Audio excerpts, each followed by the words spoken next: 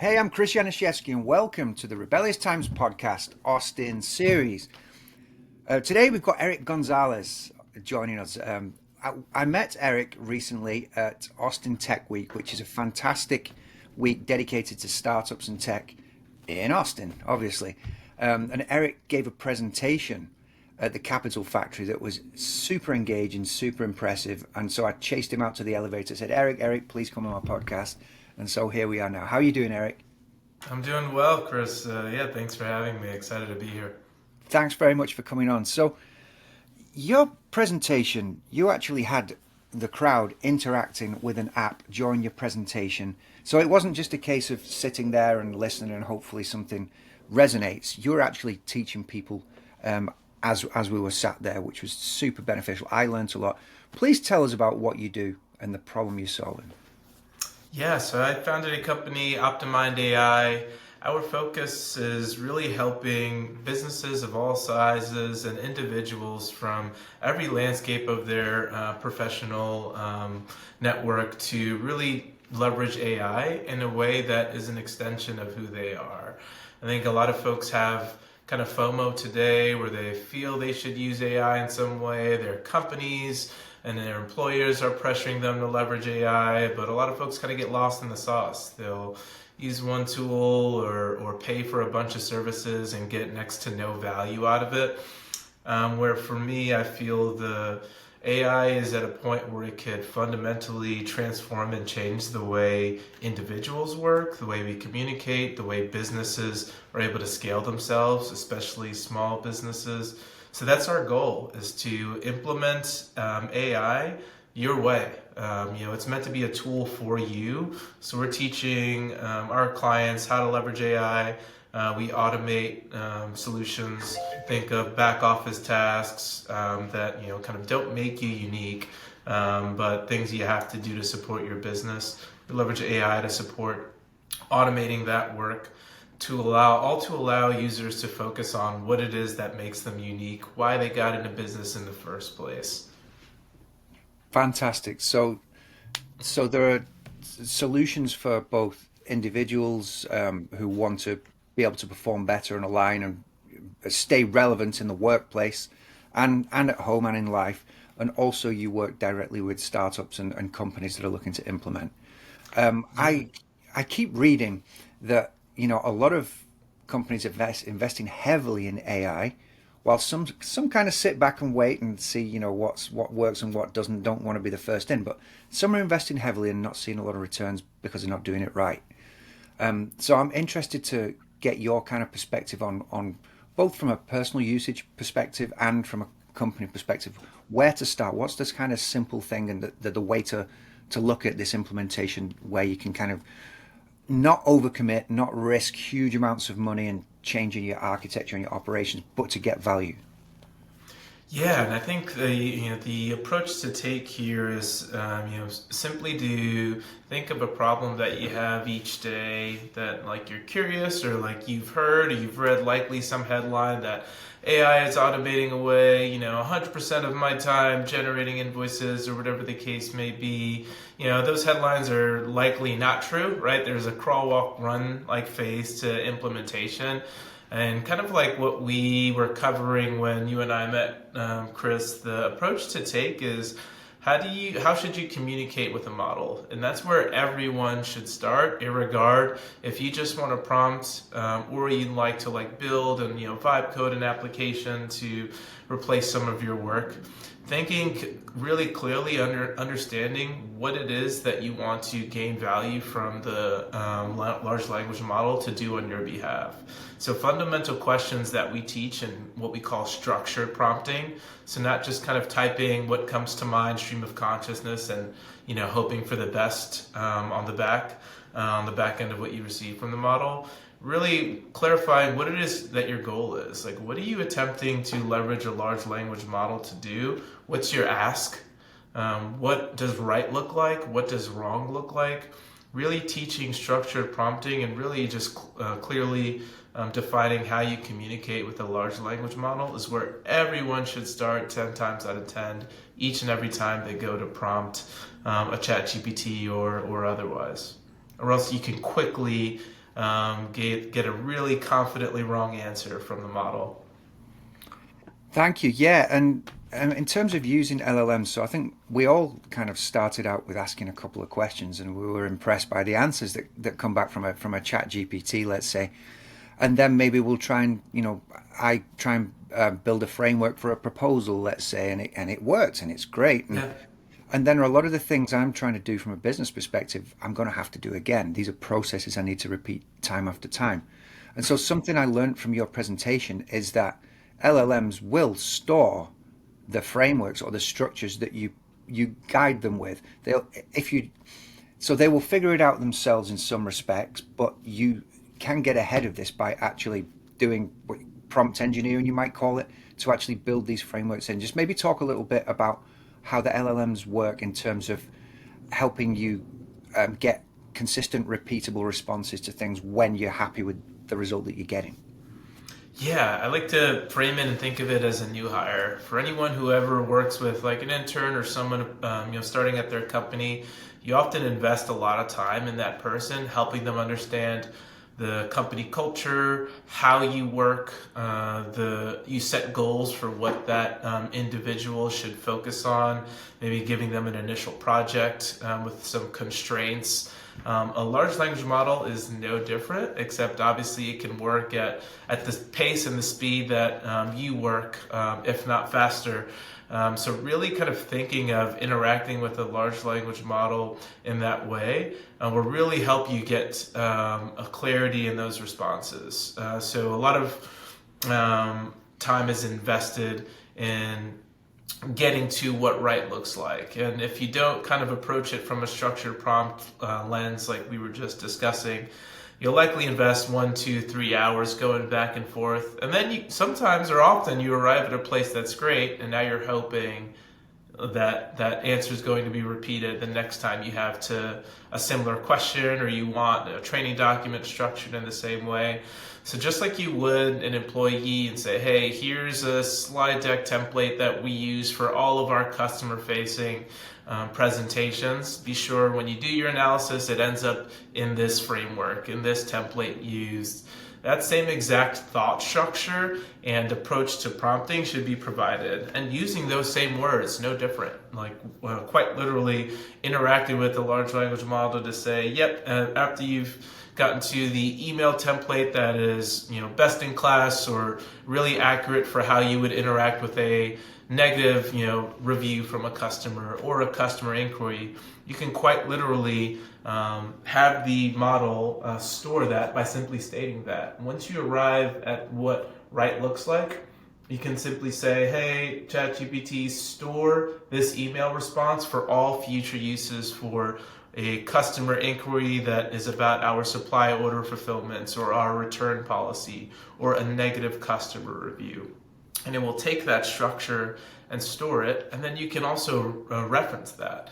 ChatGPT, Gemini, and Claude now offer memory where you can view what ChatGPT or these other language models are remembering and clarify it, just like you would if with a misunderstanding of your employee. If they thought they heard you correctly, but maybe didn't use some but not all of the slides that you required to be used, you can clarify that. So there's almost this way of how you learn to interact with a person that starts at your company. There's usually that phase where you're kind of filling each other out. Okay, this person doesn't like calls before 10 a.m.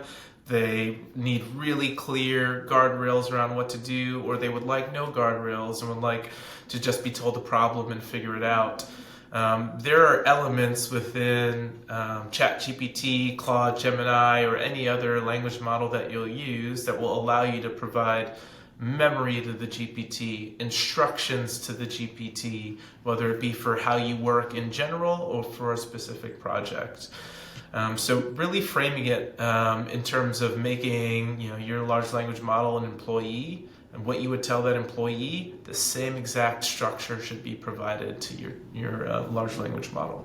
Yes, so providing structure takes your usage of LLMs and your benefits to the next level, and everybody should be thinking about that and be very aware that LLMs do hold your structures. They hold your knowledge, your own personal knowledge base, and you can go in and make changes. And as your world changes, you can go and change what ChatGPT is guided to do for you.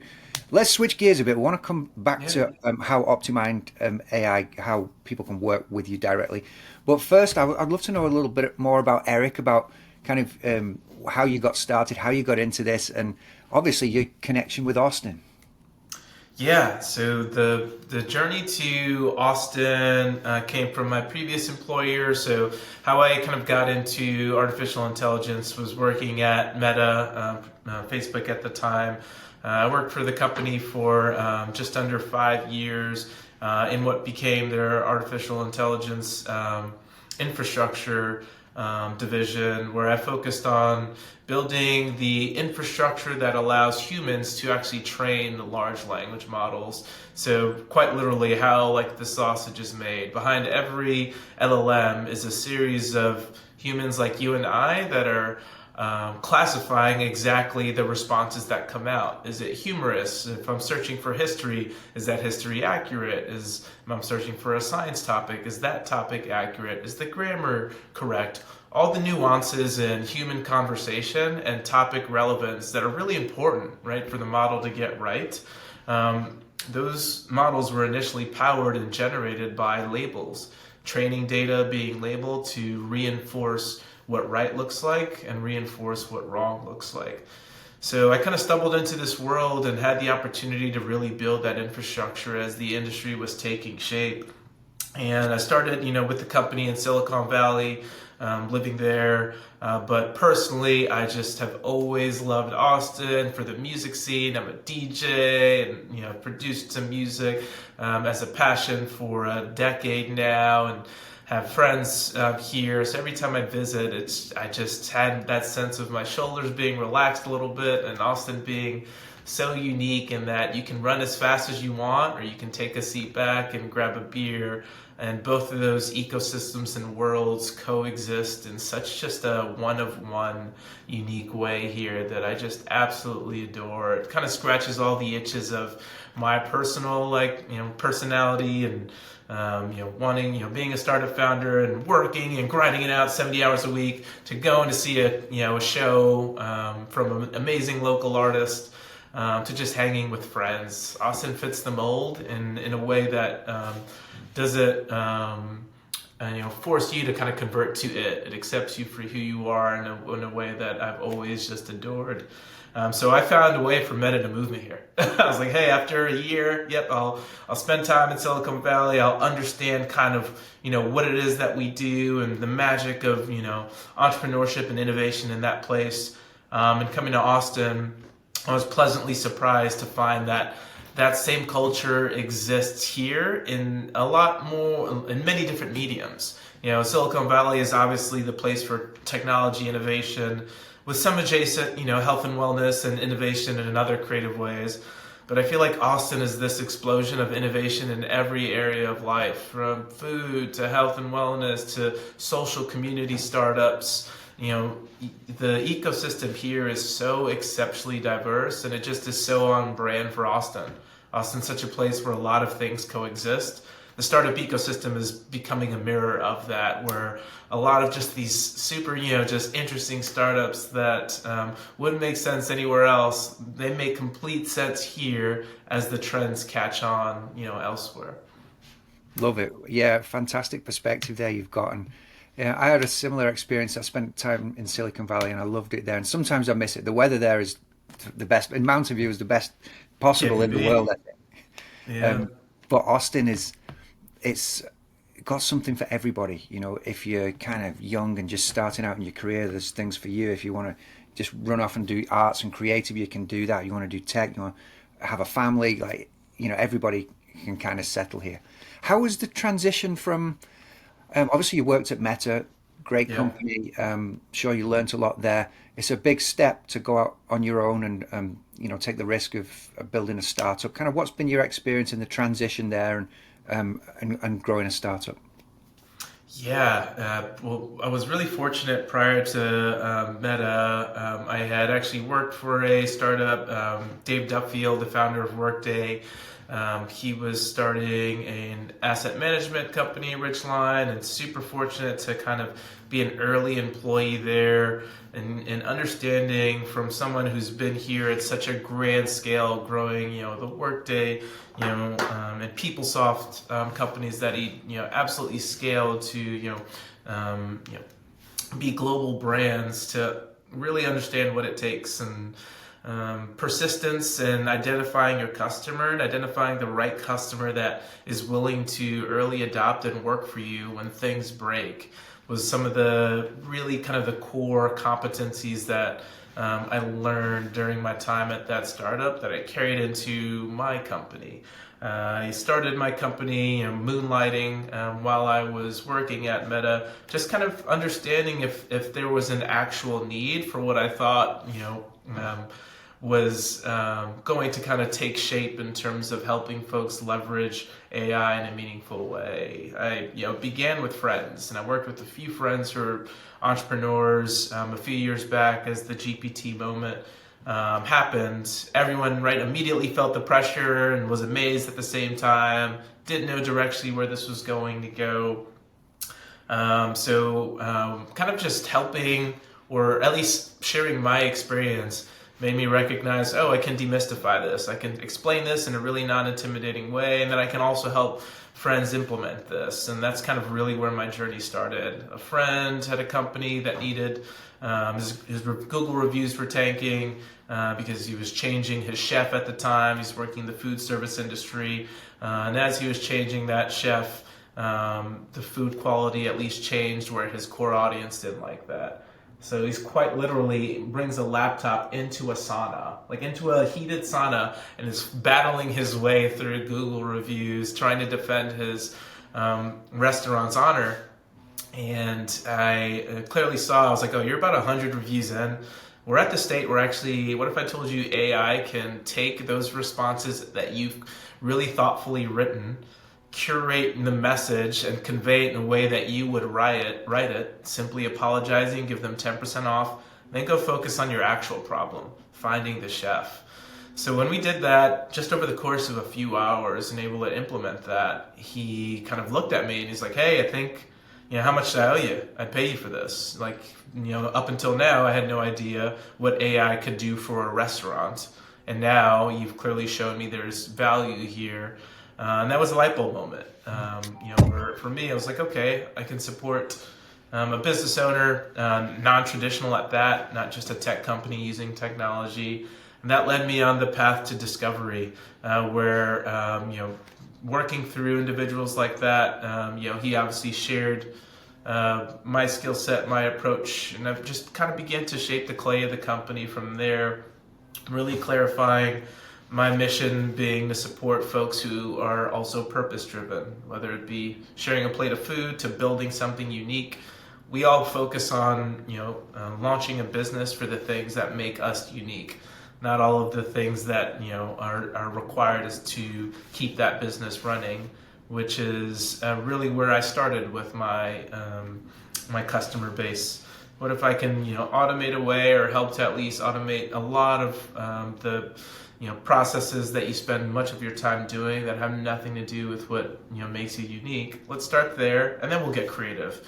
Maybe we'll use it now to expand your business into a new market. And working with folks who were very curious around AI helped a lot, because I didn't want to just, and that's one of the biggest lessons for my business was, we have a data science and a data engineering background, so we are able to train models, fit them for purpose for your business.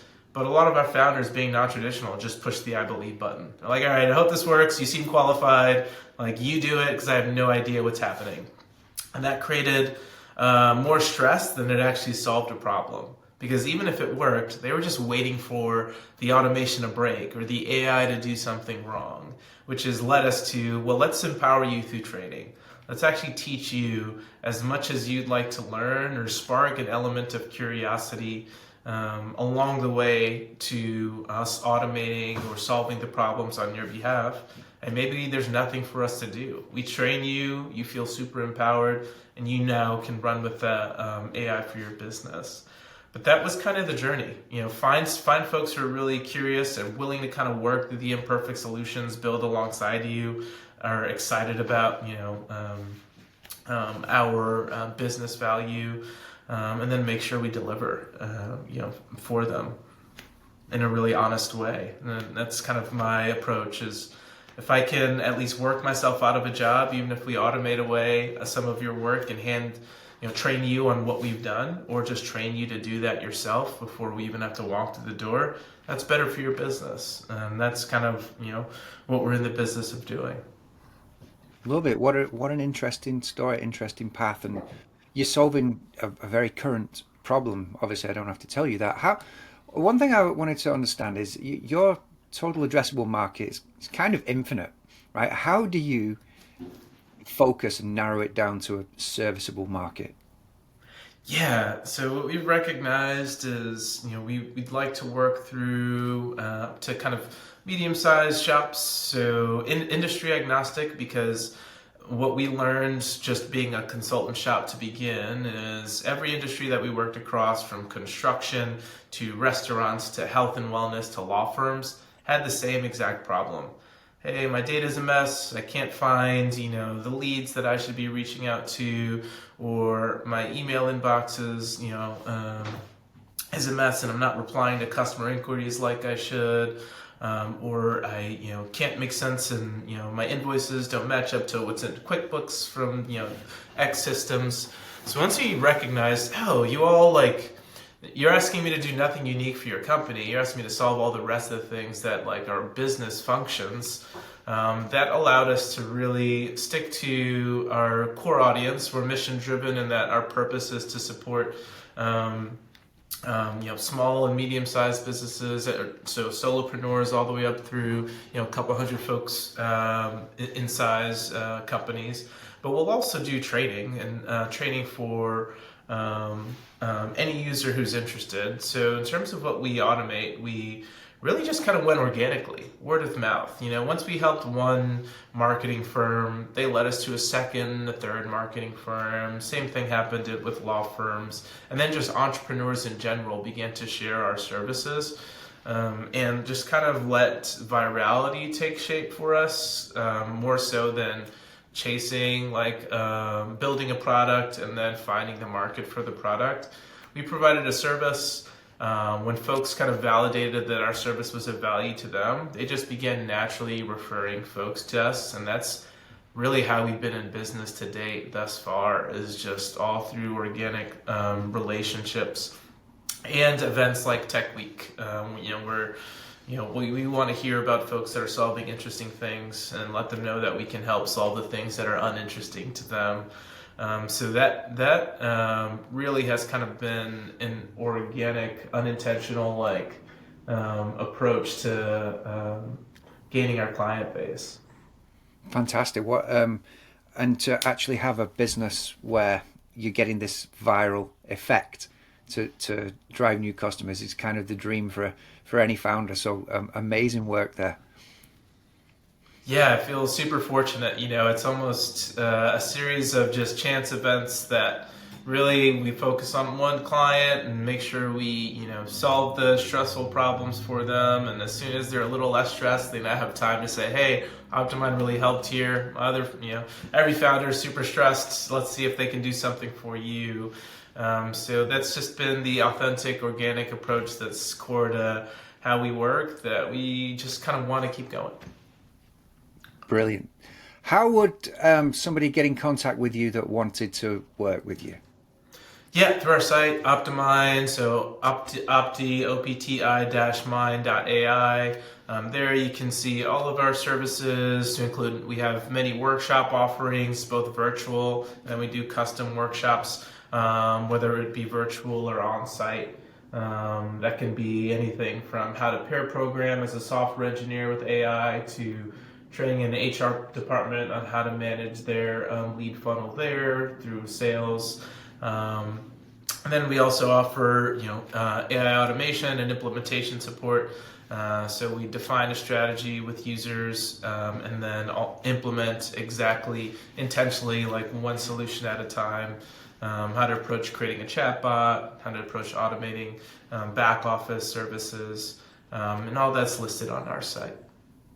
Wonderful. Eric, it's been an absolute pleasure. Thank you so much for joining me. I look forward to catching up with you in Austin sometime. Really appreciate the time, Chris, and the invite. This was awesome. You're welcome. Bye.